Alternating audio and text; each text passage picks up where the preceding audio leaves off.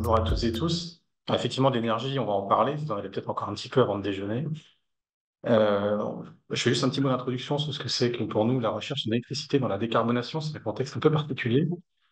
Euh, Nous, on est électriciens, on va le dire comme ça, donc énergéticiens. Et bien souvent, à des frontières, on collabore avec énormément de personnes parce qu'il s'agit de gérer l'énergie sur des contraintes, des missions, des usages qui sont complètement à définir ou à redéfinir. Donc, quelques mots-clés, juste pour vous donner une idée un petit peu du contexte. On travaille sur des techniques de fabrication, contrôle de qualité sur les matériaux qui peuvent être composites ou autres. On peut générer des actionneurs spécifiques pour contrôler les voiles, pour contrôler les propulsions. Et d'une manière générale, on travaille sur des systèmes multi-énergie, donc qui sont, dans un contexte pluridisciplinaire, des éléments multivecteurs. Donc, les mots-clés qui reviennent, c'est micro-réseau à bord déconnecté ou connecté. C'est une hybridation dont le niveau est parfois à définir, avec des nouveaux concepts et usages dont on a vu depuis ce matin qu'ils étaient encore en mouvement. Et ça touche notamment des aspects qui peuvent être hydrogène, synthèse de carburant et gestion de l'énergie de tous ces systèmes dans la production et dans l'utilisation. Et il y a aussi également, c'est bien, on en a parlé un petit peu ce matin, des interfaces, c'est-à-dire qu'il y a le navire en lui-même, et puis ce navire, il y a une interface portuaire et où il y a le port aussi derrière. Donc c'est ce qui nous permet de vous introduire ce projet, qu'Anthony va vous présenter, qui est plus allié au port qu'au navire lui-même, mais qui donne quelques aspects énergétiques intéressants sur la viabilité de ce type de projet. Merci. Oui. Bonjour à tous. Donc, effectivement, je vais vous parler de transition énergétique dans les zones industrielles-portuaires au travers le développement de communautés d'énergie. Donc, c'est un sujet sur lequel on a travaillé dans le cadre d'un projet ADEME, projet intitulé Estuaire, entre 2020 et 2022 au laboratoire IRENA avec des partenaires de la zone industrielle de Saint-Nazaire.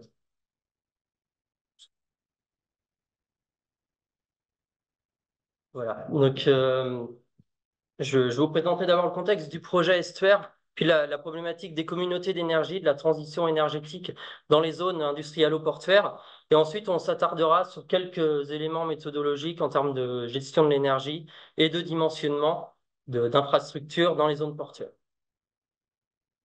Voilà, donc d'abord le contexte du projet Estuaire. Donc, c'est un projet ADEME dans lequel l'idée, c'était d'étudier la valorisation d'énergie fatale qui pouvait être récupérée dans une zone industrielle ou portuaire. Donc, cette énergie fatale, dans le cadre de la zone de Saint-Nazaire, c'était le cas d'étude du projet. Elle provenait principalement de tests de groupes électrogènes qui sont fabriqués par Man Energy Solutions, donc qui fabriquent et qui assemblent et qui testent leurs groupes électrogènes dans leur bâtiment de Saint-Nazaire. Donc, c'est des moteurs de plusieurs mégawatts, on peut aller jusqu'à 20 mégawatts de production, qui sont actuellement perdus, non utilisés. Donc l'idée, c'est de voir comment est-ce que cette énergie qui est dissipée actuellement peut être utilisée pour alimenter des charges locales, par exemple. On a aussi un fort potentiel d'énergie photovoltaïque, avec la présence de beaucoup de bâtiments dans la zone portuaire, donc pas mal de toitures qui pourraient être utilisées pour installer des panneaux sur le toit ou même au sol. Donc, on a une production d'énergie qui peut être assez conséquente dans une zone portuaire, qui peut être utilisée de différentes manières. On peut envisager d'utiliser cette énergie dans les bâtiments où l'énergie est produite pour alimenter des charges électriques. On peut aussi produire de l'hydrogène pour alimenter des besoins terrestres ou maritimes fluviaux dans le cadre d'une décarbonation de la mobilité. Et on peut aussi imaginer vendre cette énergie à des consommateurs locaux dans le cadre d'une communauté d'énergie, d'une autoconso collective par rapport à un cadre réglementaire qui peut être utilisé. Donc voilà, on a différentes voies de valorisation qui peuvent être envisagées, qui sont à préciser par différents enjeux économiques derrière, qui peuvent amener à prioriser ces voies de valorisation. Je vais maintenant donner quelques éléments de détail sur l'aspect communauté d'énergie. On a parlé de valorisation d'énergie fatale. Si on se passe du point de vue communauté d'énergie, une communauté d'énergie, c'est une agrégation de producteurs d'énergie, d'électricité et de consommateurs qui vont être situés à proximité. On parle de proximité dans le cadre d'un rayon d'une distance maximale entre deux participants au maximum de 2 km. Donc c'est vraiment quelque chose de local qui peut s'appliquer à une zone industrielle, à un port, aussi à un quartier d'une ville. Il y a plusieurs cas d'application possibles, plusieurs types de participants possibles. Ça peut être des particuliers, des entreprises, des industries, des collectivités, des bâtiments publics. Voilà. Il y a plusieurs possibilités. Ces communautés, pour avoir un développement, un développement qui soit viable économiquement et énergétiquement, il y a des problématiques auxquelles il faut penser en amont de leur développement. C'est des problématiques à la fois de gestion de l'énergie et de dimensionnement des équipements. On doit s'intéresser à la répartition des flux, à qui est-ce qu'on vend l'énergie qui va être injectée sur le réseau, sur quels critères de répartition. La question économique aussi, quelle est la tarification d'échange entre producteurs et consommateurs, et puis des problématiques de dimensionnement aussi des équipements, quelle quantité de panneaux il faut mettre, quelle quantité de batterie il va falloir mettre pour atteindre un intérêt économique. Donc pour ça, pour résoudre ces problématiques, on a recours à des outils d'optimisation, voire même d'intelligence artificielle, qui vont nous aider à définir des optimums en termes de pilotage, de gestion de l'énergie, de dimensionnement des équipements. Donc ce sont des aspects dans lesquels on a travaillé dans le cadre du projet Esther, un projet qui visait donc à étudier une opération d'autoconsommation collective dans la zone industrielle-portuaire de Saint-Nazaire. Donc, vous avez une vue d'ensemble ici de l'autoconsommation collective envisagée. Donc, il y a 12 participants. En aucun cas, c'est exhaustif. Il y a bien plus de bâtiments dans la zone portuaire.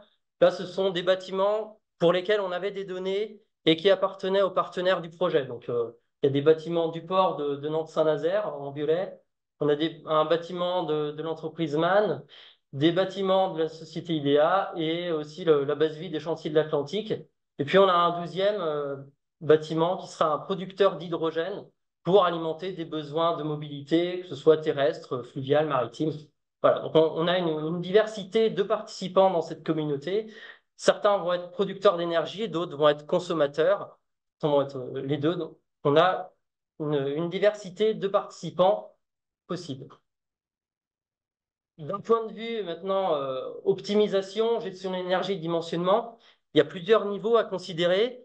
D'un point de vue gestion de l'énergie, il y a un niveau individuel. Tout d'abord, il faut se poser la question, comment est-ce qu'on règle, comment est-ce qu'on pilote les équipements, comment est-ce qu'on régule l'énergie au sein des bâtiments.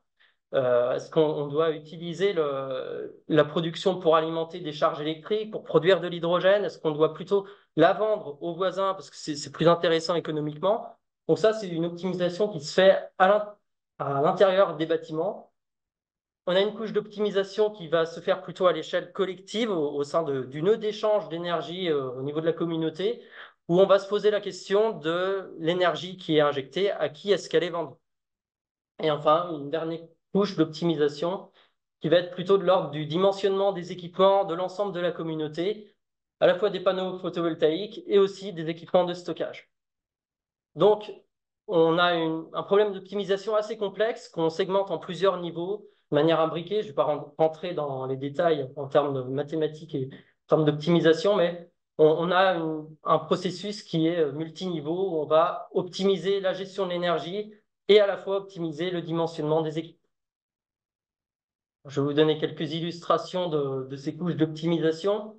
Si on s'intéresse d'abord à ce qui se passe dans les bâtiments des entreprises en termes d'optimisation de la gestion de l'énergie, on a sur un schéma générique ici où on va s'intéresser à l'utilisation de l'énergie qui va être produite par les panneaux photovoltaïques, par exemple, par les essais moteurs. Et on va avoir un problème d'optimisation qui va déterminer où est-ce que cette énergie doit être utilisée. Est-ce qu'on doit produire de l'hydrogène, utiliser cette énergie pour alimenter des charges électriques, ou alors est-ce qu'on doit la stocker ou l'injecter sur le réseau portuaire, le réseau extérieur?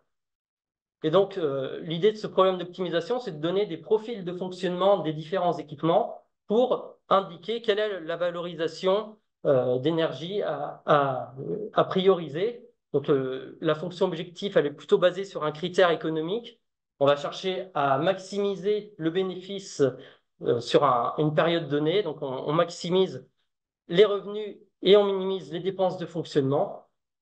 Et donc, on aboutit à des résultats, des profils de fonctionnement que vous avez à gauche, où on voit qu'il y a une certaine priorisation de la valorisation à apporter. On doit plutôt prioriser l'usage en autoconsommation individuelle, puis ensuite produire de l'hydrogène.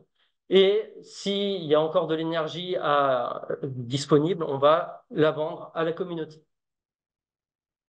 Ce résultat-là, après, on l'utilise comme donnée d'entrée. Je vais aller vite sur les slides qui suivent.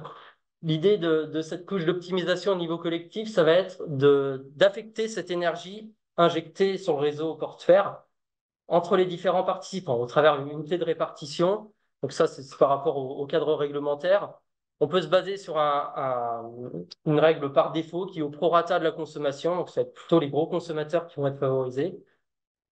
On a regardé une autre clé de répartition possible qui serait plutôt basée sur une optimisation économique où on va attribuer l'énergie aux participants qui ont le tarif d'achat les plus élevés. Ça va permettre de rentabiliser euh, plus facilement les investissements en termes de panneaux et de stockage. Voilà, donc on a un exemple de répartition de l'énergie qui est produite, un usage massif en autoconsommation individuelle, il y a des besoins assez conséquents, mais aussi une utilisation, une vente aux consommateurs voisins. Je termine par la couche d'optimisation du dimensionnement, où l'idée de cet outil, ça va être de dimensionner les équipements au plus juste, les équipements de production et de stockage de l'énergie, qui permet à la fois de minimiser les dépenses sur cycle de vie, mais on cherche aussi à maximiser le bénéfice annuel net, donc avoir l'installation qui coûte le moins cher possible, mais qui rapporte le plus. Et donc, ça nous permet de dimensionner les équipements, d'avoir un front de solution optimal, de déterminer quelle est la quantité de panneaux que l'on doit mettre sur chacun des bâtiments, voir la quantité de stockage. Et les résultats pour ce projet-là ont permis de montrer qu'il y avait suffisamment de besoins dans la zone portuaire au moment où l'énergie était produite pour qu'on puisse utiliser cette énergie au moment où elle est produite sans avoir recours à du stockage. Les besoins des industriels sont assez conséquents. J'en conclus avec cette présentation. Donc voilà, cette démarche méthodologique d'optimisation de la gestion de l'énergie et du dimensionnement, elle a été appliquée là dans le cadre d'une communauté d'énergie. On peut imaginer la même chose pour un réseau embarqué sur un navire, par exemple. On a les mêmes problématiques de répartition de l'énergie et de dimensionnement des équipements de production et de stockage. Et voilà, je vous remercie pour votre attention. Si vous voulez plus de détails.